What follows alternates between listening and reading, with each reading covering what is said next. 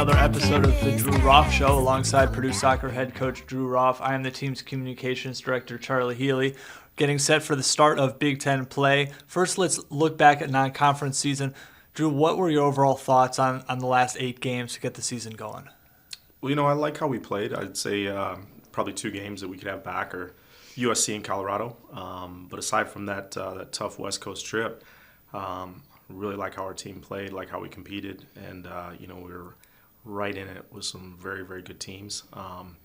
Couldn't quite close the deal, and that's the next step for this team. But I couldn't close the deal in a couple of those games, and that's something that obviously we've talked about fixing for Big Ten. But some nice results in there too, and just a great opportunity to really get to see where our team is at, and finding out your best 11, figuring out what the best formation is, things like that. There's some things during the pre-conference that you have to really get to know your team, and that's what that time is for. So, didn't quite knock it out of the park like we'd hoped, but very solid, and this team still hasn't played their best soccer, and I think our ceiling is still very, very high. So. It was successful, but we definitely want more. Yeah, absolutely. There were so many, I think, glimpses of like, hey, this is what this team can be, and there's so much potential. Ultimately, though, 3-5, a lot of those games I think you scheduled to get you ready for the Big Ten play. So, well, maybe it didn't work out exactly as how you hope in terms of the record and all that. I think there are the pieces that fit together. You say, hey, this can be a really good team in Big Ten play. So how does that, knowing all that, how does that help approach the team mindset as you head into this week? Well, one thing I think is important is just the scheduling was difficult. Maybe a lighter schedule.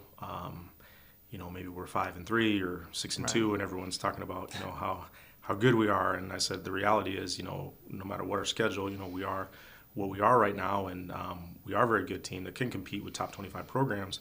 But we also learned that the next step is like I said, closing those games out and figuring out how to make those 2 or 3 plays that are the difference when you play against teams of that caliber. So I just told the team that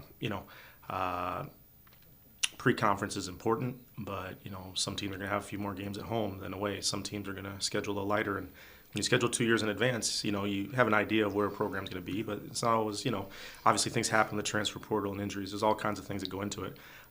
That's why Big Ten play is nice, because, everyone's on a relatively equal footing. So, so the pre-conference, we would have loved to get a couple more results out of that. There's certainly a couple games that you look back on and say, how do we not at least get a draw in those? But that's soccer, and you move on, you move forward, and a lot of good lessons learned, and now you have to apply those lessons. Just because we learn those lessons, it doesn't mean that we're going to, solve all the problems unless we really continue to focus on growth, development, and taking care of those details. And those wins will follow. We all know that the goal is, so we don't need to discuss it that much, but we need to continue to talk about the progress that we will continue to make. If we do that, I think this team can really do some things in the Big Ten. Yeah, absolutely. And that preparation, that shift sort of starts this week. It's a sort of unique, the nice part of a start of Big Ten play. You have the Thursday off. You start Sunday against Northwestern.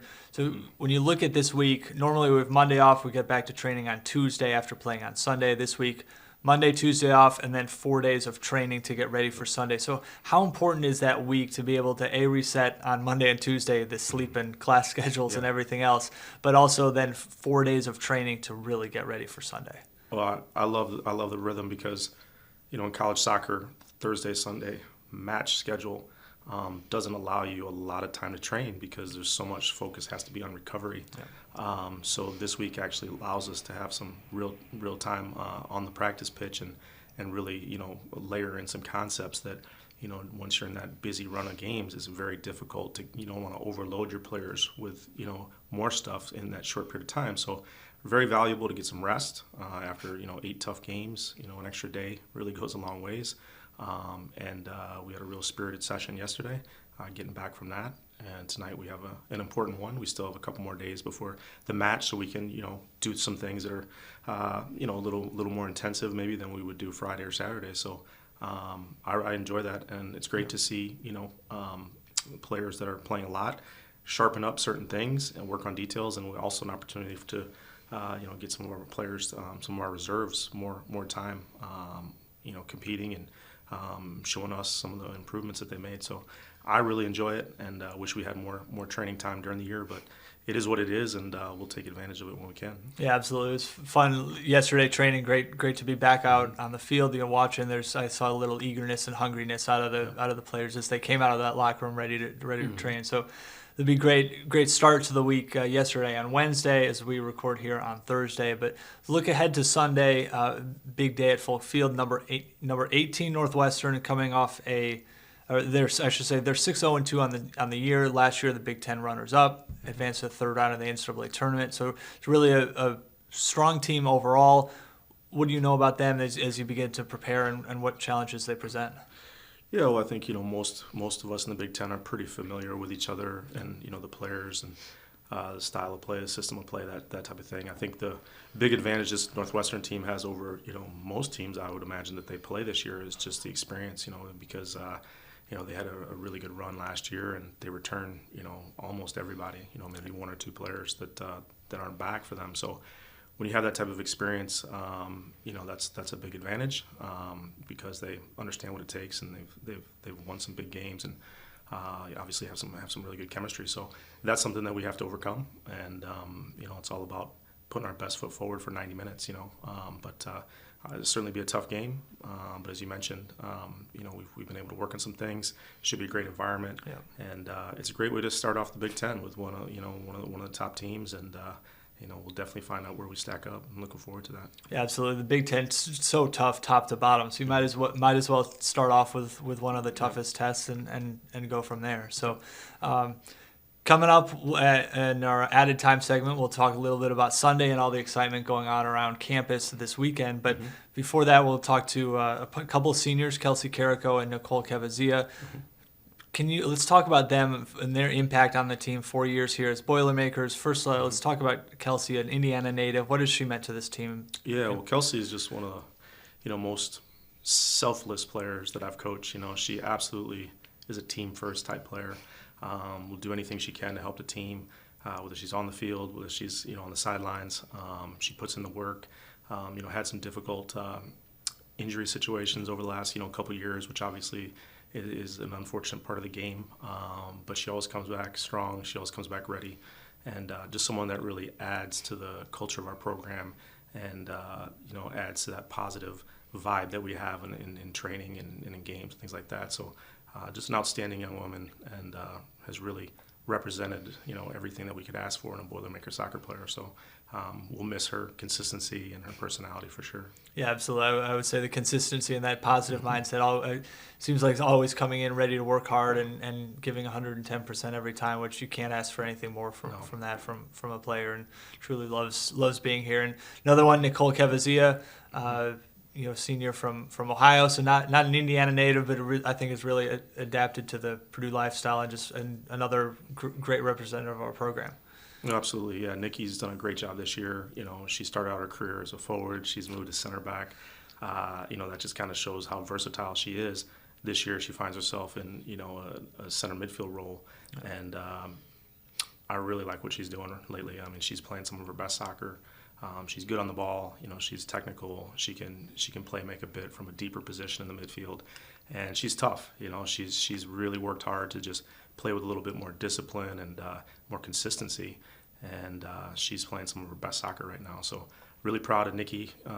She's grown a lot, and she's a great competitor, and look forward to her really finishing with a real strong campaign here in the last 10 games. A very valuable player and tough player. Yeah, absolutely. Can't wait to see what she has in her final 10 games, and I'll always remember her. It just seems like every practice she's running off from practice to go to an exam or class or lab.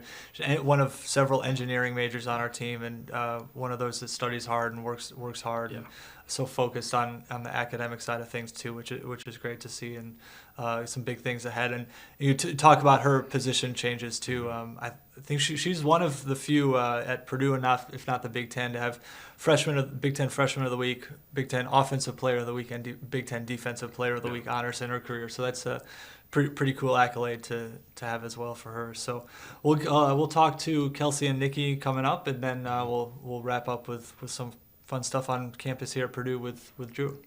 Sounds great. Welcome back. We are joined by a pair of seniors, Kelsi Carrico and Nicole Kevdzija. You guys both entering your fourth year of Big Ten play starting this weekend. Let's first take a look back as we get ready for Senior Day on Sunday. You think back to your start of your college careers, got here at the height of COVID in August of 2020. Can you believe how much things have changed and how much you guys have grown as people and as a team in the last 4 years? Kelsi, maybe start with you. No, it has definitely changed a lot entering through COVID. There were so many rules, and we had the same roommates every time going to travel trips, so we didn't get to really have get to know the team as well as now 4 years we switch roommates every travel game, and we've been able to make the connection because I think even freshman year, COVID, we had to train with 2 separate groups in the fall as well. And so we didn't even know the other group until we met them in the spring. So it's definitely changed a lot. Yeah, I was say, looking back at the first practices we had cone drills where we had to be 6 feet apart from each other. Just doing practices was just so weird and unnatural, and yeah. It's kind of crazy how far we've come. Yeah, certainly interesting to think back on that. I've looked, finding photos of you guys from your freshman years, I've looked back and remember that, it's bring back some weird memories. But as you think about your career as a whole, soccer, you made the NCAA tournament and as a sophomore in your sophomore years in 2021, and just growth overall. What stands out as some favorite memories or moments that you've had with Purdue soccer and at Purdue as a whole? Yeah, I would say freshman year was definitely strange with COVID and only having a Big Ten season. I played forward my freshman year, and I remember one core memory I had was against Maryland. It was an indoor game in Moldenkopf, and I had the game winner indoors, and it was surreal, and it was a high. I think everyone rushed the field, and that was one of my core memories freshman year. And then obviously sophomore year was insane, just with the NCAA tournament and us going so far, the energy on campus, and that was a really fun experience as well. Yeah. Kelsi, how about you? You grew up, you're an Indiana native, so staying in state, playing for your home state team, how special has that been, and to see your career progress here at Purdue? It's been really cool, honestly, staying in state and family being able to come to games and support everyone. It's been a lot of fun. And your sophomore season, you started with an injury, broke your fibia. What's that been like, being recovery from that and lessons learned and throughout that process as you come back and recovered enough to come back and play as a junior? Yeah, it's taken a lot because freshman year I know I didn't even go into the training room at all because I had no injuries, was totally good, and then sophomore year preseason just got hit in the right spot on my fibula and was out for the season, and so I was just rehabbing literally every day to get back to it, build strength, and now I'm still having underlying complications with it, with shin splints, so constantly just rehabbing still to this day. But it's definitely taken a lot to get back, but good to be back. Yeah, absolutely, and it's stronger and better than ever here for your senior season, so that's exciting. Let's talk a little bit about academics. So I think that's something that stands out about both of you guys. You're so dedicated, not only on the field, but with your academics. And Nikki, you're one of several engineering majors on the team. As I told Drew earlier in the session, it seems like I always remember, especially the last couple of years, always running from practice to engineering class or an exam or lab or something like that. And a little lighter this year, but when you think back about your time as an engineering major, you still have a bit to go with graduating in May. What has that taught you, and what are your takeaways from being an engineer here, one of the best engineering schools in the country? Yeah, man, it was very true. I would always be coming to and from class, lab, lecture, exam. Definitely my sophomore and junior year, it was very overwhelming.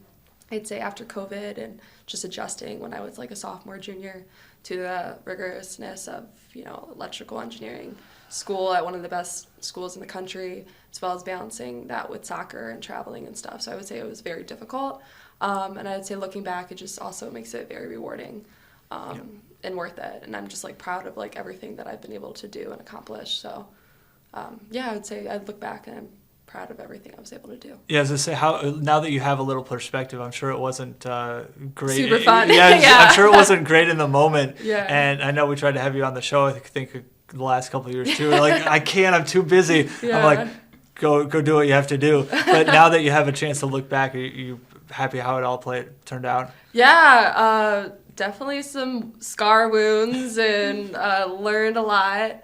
Definitely happy how it is now, but it was definitely hard along the way. And I would just say, like, any engineer, D1 athlete, I have a lot of respect for, like, how they're able to time manage, giving advice to anyone who wants to be in a STEM major, as well as pursuing a D1 sport.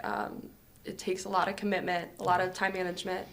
And I would just say, yeah, I'm happy about how it turned out, but I would say it was very hard and challenging along the way. Yeah, absolutely. I think we're all happy how it turned out, and definitely mad respect to you as well, because just watching it, I was not a D1 athlete. I also was not an engineering major. I don't know how you did one, let alone both together. So props to you for getting it done, and you're almost on your way to earning that degree. But yeah, one more year. Yeah, one more year. Yeah. Yeah. 10 more regular season games. So rounding home. Yeah, I'm rounding up on the congratulations. But Kelsi, you're not an engineering major, but that doesn't mean you haven't survived the rigors of the academic lifestyle. You've got a major. You want to go to pursue a career in nursing afterwards, but you're also minoring in American Sign Language. Can you tell us how that got started, how your interest in sign language got started? Yes, so in high school you need to take at least like 3 years of a language, and I took world language in middle school and I wasn't very good at any of the languages. And so when I was offered ASL as an alternative, I took it, I fell in love with it, I took it all 3 years, and then I even went to go to elementary school where they teach deaf and hard of hearing children. And so I was able to like see like how they teach them, and it was a hearing teacher, and I like really fell in love with the language and like the deaf community. So I knew I wanted to minor in it, and actually my freshman year it wasn't a minor, like it wasn't available, and luckily my sophomore year they made it available, and I was able to get it done in 2 years. So. Yeah, awesome. What do you hope to be able to do something with that going forward, or what do you aspire with that? Yes, so I do plan like going to the accelerated nursing program. Don't know where, but plan on going there. And I hope that when a deaf person or a deaf family comes in, that I can able to communicate with them through ASL. Obviously, we'll get a translator for like the more medical terms, but like to make sure we translate everything like perfectly. But like just be able to communicate to see how they're doing, if they need anything, is like a lot better than just like typing on my phone and like doing communication through that way. And do you use much of sign language in your day-to-day life, or what? How much do you use it now? I wouldn't say is as much, but my actually nephew is nonverbal. That's and so he is learning. Like he knows 5 different signs right now, and so I would ask him if he wanted like more, like, and he's eating chips. I was like, do you want more? And then he would respond with more if he did want more, and I was able to communicate that way with him. Awesome. Yeah. Well, that's all. Yeah, that's great to hear. And I know you'll have a big impact on once you get your nursing career started with your nursing and sign language together. That's a pretty cool combination. I know you'll have a big impact. So. Looking ahead to Sunday, last question, what are you guys looking forward to most about just maybe this weekend as a whole? Alumni Day, Senior Day, football game on Saturday night. There's so much going on, but what are you looking forward to most about this weekend? I'd say I'm most looking forward to my family coming on campus and them coming to the game, and I'm going to show them a little bit Purdue, walk them around some of the buildings and show them some of the facilities, and then just them being able to come and support at the game was going to be like really exciting and I think really meaningful for all the seniors, and I'd say for myself too. Yeah. So I guess I'm most looking forward to my family coming this weekend. Awesome. How about you, Kelsi? I would say the same thing. I have 2 little sisters, 9 and 6, and so them getting to go on the field, I know they're excited about it. So I'm excited for them, and to like just get recognized with my friends and like to like show our accomplishments for the last 4 years. Awesome. Awesome. Are your sisters soccer players? Yes, they are. They actually are in their soccer season right now. So, okay. So they're the class of like 2030 5? I don't know. Oh my gosh. Yeah, I don't even know. That's crazy. I don't know, but they're so little that they actually have to be on the same team 3 years Okay. apart because there's not enough of their age group playing soccer right now, because they're young. Yeah, absolutely. Well, make sure they know what locker you had so that they can make Follow in her sure they footsteps, claim that yes. when they come here. So I would say we're also excited for the game, too, against Mhm. Northwestern. Right, They're yeah. a top 10 team, Yep. 15, 20 team in the country, and it'll be a good challenge for us as well. And it's exciting, like, on senior night, if we can, like, win that big game, it would be a really exciting atmosphere to be a part of, too. Absolutely. No, that's a perfect comment there because it is Perfect combination of Yes. senior night and a great opponent to face. Yeah, no, so. it all comes together very nicely. So we're looking forward to seeing you both out at Folk Field on Sunday. Thanks, Yeah, thanks for joining us. Thanks, Charlie. Thank you. Welcome back once again, joined by Drew Roff for a little added time. We're talking a lot of fun, exciting things happening on campus this weekend. Of course, the premier event is Purdue against Northwestern at Folk Field on Sunday at 1 p.m., Senior Day and Alumni Day. So we talked a little bit about Alumni Day last week, but let's talk about Senior Day, how special opportunity to honor our 8 seniors. We just talked to 2 of them, but it's always an emotional day too, but a great time to be able to recognize some seniors for their 4 years here at Purdue. Yeah, it definitely is emotional. I think a lot of our seniors will have extended family members and of course parents, siblings, everything. So and our younger players usually do something special for them just to commemorate that special day. So it's a big one, and when you look at honoring our seniors, our alums, and then of course the football game the night before. It's going to be really a fun weekend, just a real buzz going on campus. So as coaches, sometimes we don't love distractions because we want to be focused and locked in. But you know what? This is what college athletics can be at its best. Is that you're recognizing people that came before you. You're recognizing and commemorating the 4 years that you've had, ready for a big game against a Big Ten opponent, and then the excitement that comes with just hosting a stadium full of 60,000 people and all the people here to have a good time. So you know what, we're going to embrace it, and we're going to do our part to play the best 90 minutes we possibly can, and just look forward to just a fantastic weekend to be a Boilermaker. Yeah, absolutely. Well, I think one of the maybe the only downside of doing soccer here in the fall is we're on the road for a lot of football games. So it's not often that we're here on campus when the football team is also here. So I think for me, coming to the office today, there's so much excitement around the Mackey Arena and Ross-Ade Stadium complex, and 5 or 6 TV trucks setting up. NBC has their pregame studio. So I know you try to go to a couple games every year, especially after the season's over. That excitement around football Saturday here at Purdue is pretty special. Oh yeah, I mean, there's nothing like it, especially the fall. The weather right now is absolutely perfect. For everybody tailgating, everybody enjoying the game, and of course playing the game. I love the fall in the Midwest. I'm from Michigan, so this literally is September, October. It doesn't get any better. Right. So yeah, the excitement on campus. You got football, you got volleyball, you got soccer, and you got great weather, and everybody's just you can't beat it. So I'd like to get to more games. I'm sure our players would too. But that is the thing with being a fall sport is we'll get to a couple, 2 or 3 maybe, if we're lucky, and just awesome to see that Boilermaker spirit, and great to see all teams having a good start, and hope we can really do some big things moving into the fall, end of the fall.